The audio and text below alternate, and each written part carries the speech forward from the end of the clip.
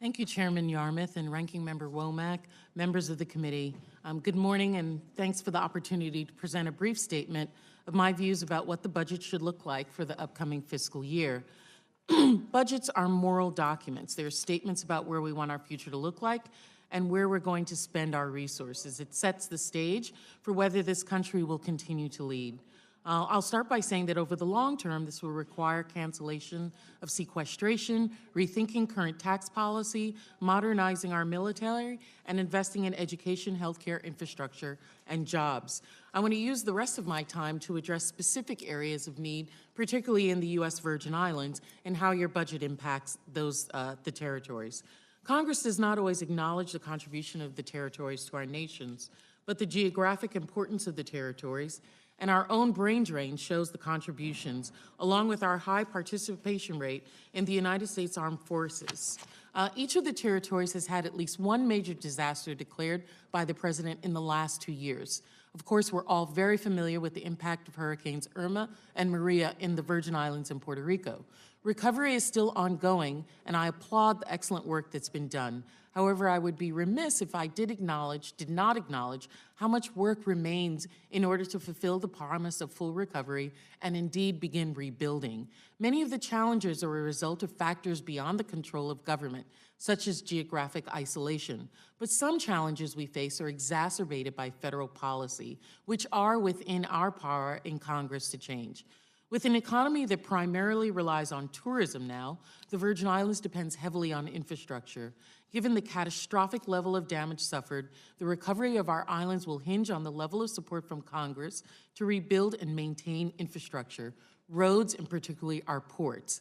The budget must call for significant investment in infrastructure, with a piece of it geared toward assistance to rural and traditionally underserved areas, including the U.S. territories. For example, the Territorial Highway Program has been unfairly singled out in recent years for funding cuts, while states and the District of Columbia have received significant increases. I have continued to urge my colleagues to correct this inequity for years. Along with transportation and other infrastructure, a great many of the schools in our country are at the end of their life cycle. School buildings, classrooms, equipment, among other things, are crucial to our children's funding. A lack of significant infrastructure in school infrastructure in the Virgin Islands was an enabling factor in the resulting loss of a large percentage of schools after our storms in the Virgin Islands.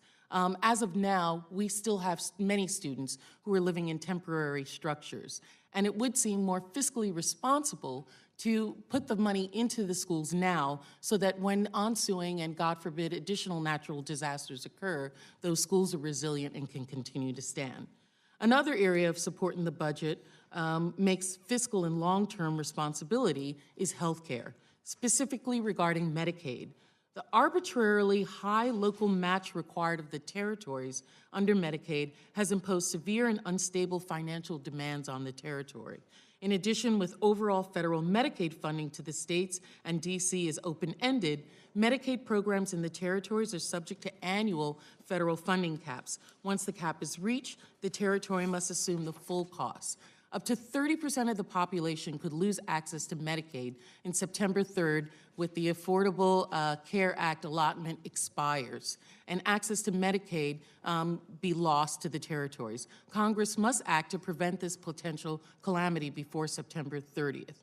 That, along with CMS reimbursement rates from the 1980s, the Virgin Islands' lack of being able to be part of the DISH, the disproportionate share for hospitals, means that for the hospitals in the territories, which were also destroyed in the hurricanes, they have a large portion of uncompensated care for those individuals who do not have Medicaid or health insurance in the territories. The islands territories also face unique security threats. So funding for Coast Guard funding, Homeland Security entities, et cetera, are important. I see that I'm running out of time, but there are areas related to federal tax policy playing a crucial role, as well as increased funding to NOAA. Increase in funding for NOAA's Endangered Species Act, marine protection, essential fish habitation consultations are necessary to address the backlog and permitting process, which negates us having an ability to have developments move forward in the territory.